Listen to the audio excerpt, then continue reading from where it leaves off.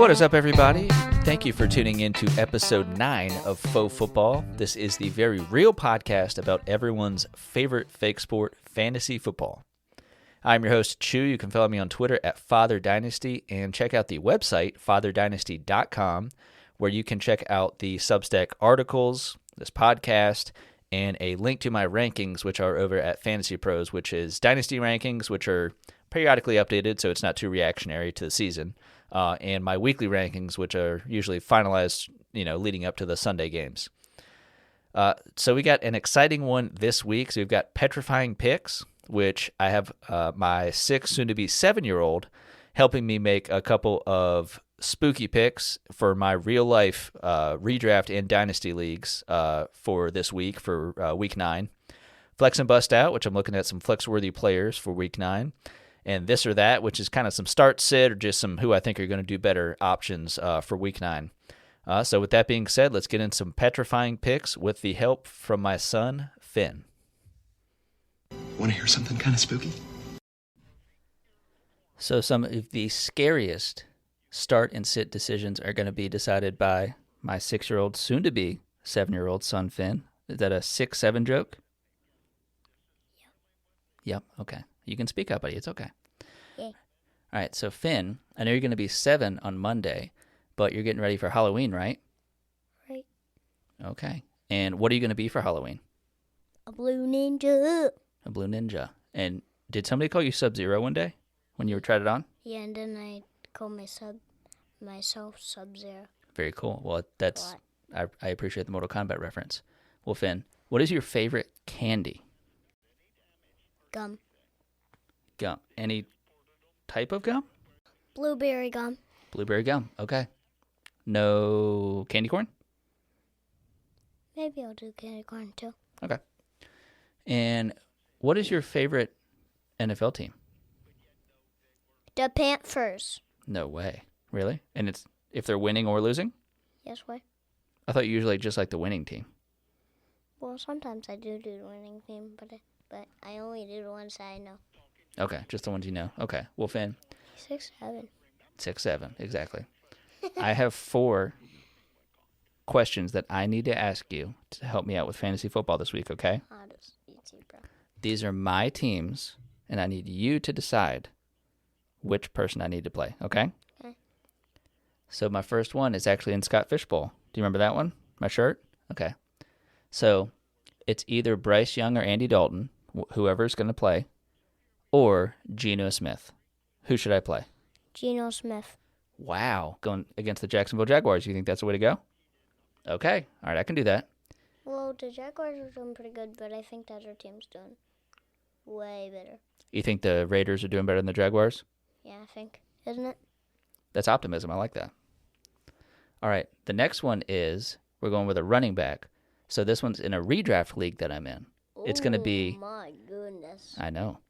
Travis Etienne or Alvin Kamara. Who should I start? Alvin Kamara. You think so? He's going against the Rams. Is that a good one? What was the other one? And then Travis Etienne, he's going up against the Raiders. He's going up against Geno Smith's team. So you think Alvin Kamara? The other guy. Which Travis Etienne? Yeah. Okay, so Travis Etienne versus the Raiders? Mm-hmm.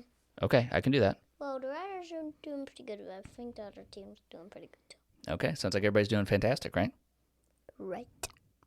All right, wide receiver. So this is in a dynasty league I'm in. Romeo Doubs or Deebo Samuel. Who should I play? Deebo Samuel. Ooh, and that's on your Uncle Tommy's favorite team. He plays for the what team? Commanders. Good job. Yeah, and they're going up against the Seahawks. But I think Seahawks are a little bit good, but I think the Commanders are a little bit better. I like your analysis, bud. All right, Thank you. You're welcome. Last but not least, a tight end, okay? And this is in another dynasty league I'm in. Juwan Johnson or Theo Johnson? Theo Johnson. You think so? Do you know who he plays for? I don't know. Who's Mimi and Papa's favorite team? The Giants. Yep, He plays for the Giants. He plays for the Giants. He's the Giants team? He is. So he's the tight end for the Giants. They're going up against the 49ers. Oh, the 49ers, bro, those things are very good. But the Giants are doing pretty good this next Sunday. You think so? Mm-hmm. Okay. Well, I'm going to start Geno Smith, Travis Etienne. Is that where we landed on that one?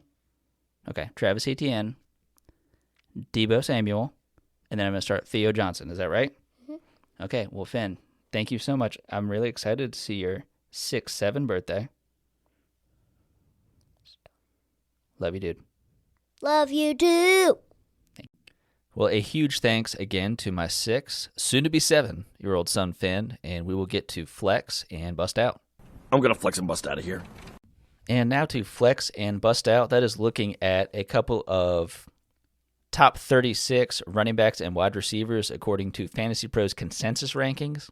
I'm going to go ahead and pick 3 of each, and these are 3 that I think will be finishing inside of the top 36. And throughout the season thus far, that'll be through week 8. My hit rate for this segment, for the next segment that I'll be doing, and my tight end, the 3 tight ends that I think will finish in the top 12 in my article, at just over 54%, 54.07. Shooting for 55 or more, that would be the ideal, the ideal gambling percentage that would be beneficial, but doing okay, but hopefully going to be hitting even more this week. For running backs, just to start that out, so last week we had hits of Tyron Tracy and Sean Tucker, a miss of Devin Neal, and to start it out with week 9, the first one I've got is Chuba Hubbard, RB 37 on the week, going up against the Green Bay Packers. I don't love the matchup. It's not going to be an easy one, but Bryce Young should be back, and if anything, this is going to be really the week that's indicative of what the workload's going to look like for this team. I do expect that the Panthers are going to need to be playing catch-up, and it's going to be playing catch-up against a very good Packers defense. And a lot of the talk has been that it's going to be Rico Dowdle. You can't really ignore what he's done and that he should be more involved. And I don't think that means that Chuba Hubbard is left in the dust, but I do think, he's coming back from his injury, and again, it's an in-season injury. Who knows if he's, no one's ever really fully healthy necessarily, but I'm optimistic that Chuba Hubbard will be involved enough that he will have a workload that will warrant a top 36 week for him. Next up, Nick Chubb, RB 39 on the week, going up against the Denver Broncos.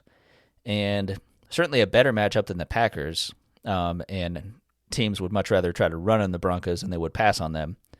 So I do think it's one where the Broncos offense has been up and down, more up recently. So that has me a little concerned of how Nick Chubb is going to be involved. But volume is king. He's fresh off of, I think it's 19 touches total. I think it was at least 17 rushes last week. So no matter how impactful Woody Marks has been, who I do believe is questionable as of this recording with the most recent practice, even if he plays, him healthy has been Nick Chubb being heavily involved. So I think Nick Chubb at a minimum has volume there, and if they're clipping and cruising along, he will be able to get, hopefully kind of creeping into the double digits there for fantasy points. That's the optimism I have. And last but not least, Ollie Gordon, RB 43 on the week, going up against the Baltimore Ravens. Like that matchup, that has been a vulnerable defense all season, and I think it's been probably about 2 weeks that Gordon has crept into double-digit fantasy points. And I love this matchup. Devon Achane, I'm sure is going to be heavily involved, he and Waddle.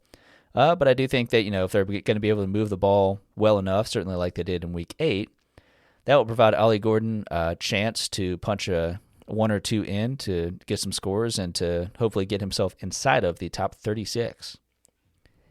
And jumping over to the wide receivers, last week we had the hits of Terry McLaurin and Jalen Knoll and the miss of Marquise Hollywood Brown. But for Week 9, we are optimistic about, first off, Kayshon Boutte. He is wide receiver 41, and they are going up against the Atlanta Falcons. Just unbelievable. This would be the 4th straight game, if he does it, of at least 1 touchdown. I think it started with him getting 2, so it was 2, 1, 1, Yeah, this will be the fourth game. Okay. I'm optimistic about the connection that he's got with Drake May. And I understand it's not necessarily an easy defense going up against Falcons, but Drake May has proven that matchup proof in the sense that he can still produce. It might be a bit watered down against a good defense, but he can still get it done. I think Butte, the connection is undoubtable. I do think the only way he creeps into the top 36 is by a touchdown, and that's kind of risky. But again, we're looking at people ranked outside of the top 36, so risk is always involved. And speaking of risk, next up, Alec Pierce, RB, wide receiver 42 on the week, going up against the Pittsburgh Steelers. Another guy, look at him very much for touchdown upside, and that's, again, despite the matchup, not necessarily an easy one in Pittsburgh. But Daniel Jones has been spinning it. The Pittsburgh Steelers offense has been doing reasonably well, so I think the Colts will need to continue to air it out a bit. And one of the better outside deep threats in the league at a lesser tier, but still very good, is Alec Pierce. So I do think he presents that touchdown upside there going against the Steelers. And the final one here, the final receiver, is Troy Franklin, wide receiver 43. So I went 41, 42, and 43 on the week there. And Troy Franklin going up against the Houston Texans. So that's, again, not a tremendously easy matchup. But while Troy Franklin has been a bit up and down in total for the season, certainly coming off of a good game. And I do think that Courtland Sutton, I mean, he's still the number one in the room, so to speak, but Franklin has been getting the ball, and it's been pretty purposeful with how that's been being done. So I do think that there's the upside for him. I think he gets enough touches to warrant, this is all from the PPR mindset, that without a touchdown, he could still get in the top 36. But if you're concerned about his touches not quite being there, I do think he does also have touchdown upside with how he's used. And I think going up against the Texans, it's an interesting matchup. Again, not the easiest one necessarily, but I think the creativity of Sean Payton, the continued improved connection with Bo Nix and Troy Franklin, of course, college teammates, I have tremendous faith in Troy Franklin. So those are my 6 for the week. You got Chuba Hubbard, Nick Chubb, Ollie Gordon, Keyshawn Butte, Alec Pierce, and Troy Franklin. So hoping that all of them climb into the top 36. And that does it for Flex and Bust Out. But let's get into this or that. No, this or that. So this or that, this is looking at 2 closely ranked players for Week 9. Of course, going back to the Fantasy Pros consensus rankings. And looking at maybe how I'd rank them in my own rankings that, of course, you can find again over at fatherdynasty.com. Have those weekly rankings out, updated and everything. And starting out with the quarterback. So missed this one last week, not because he didn't play well, but because he didn't play at all. Lamar Jackson, but he's going up against the Dolphins this week. Love that matchup. And I have him outscoring Patrick Mahomes going up against the Buffalo Bills. Of course, Lamar Jackson could not have a nicer opportunity coming back from his multi-week absence with a hamstring injury. And Mahomes, of course, does not have a cupcake matchup necessarily against the Bills, but the Bills' defense has not been tremendous necessarily with plenty of injuries on their side. But Lamar Jackson, again, I think that he's going to get that offense right. I think Tyler Huntley performed admirably last week. I think the offense was clicking a little bit better overall than they were under Cooper Rush. But Lamar Jackson, if fully healthy, which, again, he got a full practice in as of this podcast, I think everything is trending towards him starting. And optimistic that he will be back on track. He'll be quarterback 1 this week.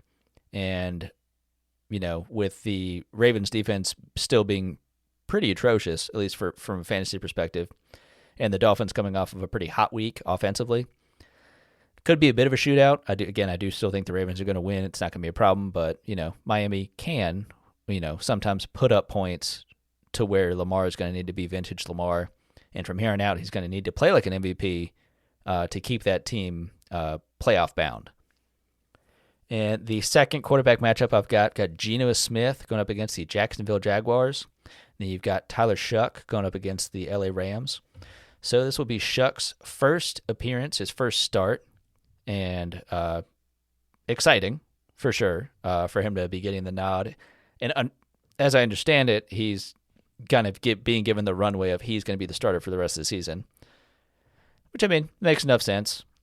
Honestly, whether it's Rattler, whether it's Shuck, that's not the difference in this team making the playoffs or not making the playoffs, what have you. I do think Shuck's not the guy, ultimately. His bad plays in college were really bad. Just the kind of fear it seemed to be, which, again, the number of injuries he had and everything, I can certainly understand that. And I would be crumpled like an accordion if I played in the NFL. But, yeah, I don't think the franchise quarterback is on the roster at this point, and going up against the Rams, no one's ever an easy matchup in the NFL. But while Geno is hanging on to his starting job by a thread, I do still think he will outperform Tyler Shuck, and that's what we got for fantasy this week. But next up, running backs. So we've got Kamani Vidal going to playing against the Tennessee Titans, and I've got him doing better than Jaylen Warren going up against the Indianapolis Colts. So Vidal's matchup certainly better than Warren's, but Warren has been a pretty steady producer both on the ground and in the air.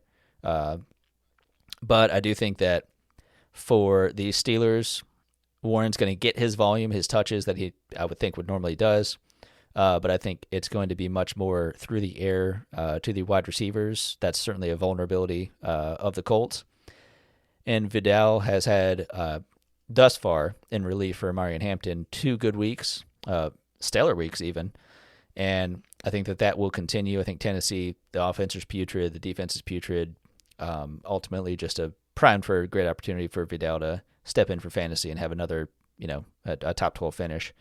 And the second matchup I've got for running backs, I've got R.J. Harvey going up against the Cleveland Browns and Alvin Kamara going up against the L.A. Rams. So, of course, we were talking about Shuck before, and for Kamara, I've been pretty disappointed by Kamara to this point in the season, and in my mind, I don't see it getting much better with Shuck. Of course, they're going to need to air it out, and they're going to need to try and keep up with the Rams offense, but I'm not tremendously optimistic that it's going to get much better for Kamara. And I think if what we've seen thus far is kind of the ceiling, I'm shooting for the stars when it comes to R.J. Harvey in, I would say, is a better matchup than Kamara going up against the Rams. And again, I don't think Harvey's going to be the 3-touchdown guy on a weekly basis, but I think we're seeing the comfort of him settling into the Sean Payton offense, Sean Payton figuring out how he's going to get involved, and again, getting some valuable touches where he can score multiple touchdowns. Even simply having those opportunities is great, let alone that he's capitalizing on them.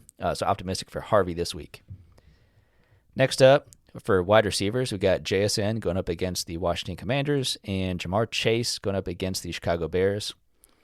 Again, both matchups are fine, but I've got JSN as the wide receiver 1 this week. They are fresh off their bye. JSN and Sam Darnold, just tremendous connection. Not sure as of the recording of this podcast if it's going to be Jaden Daniels or Marcus Mariota. I thought Daniels was going to be back.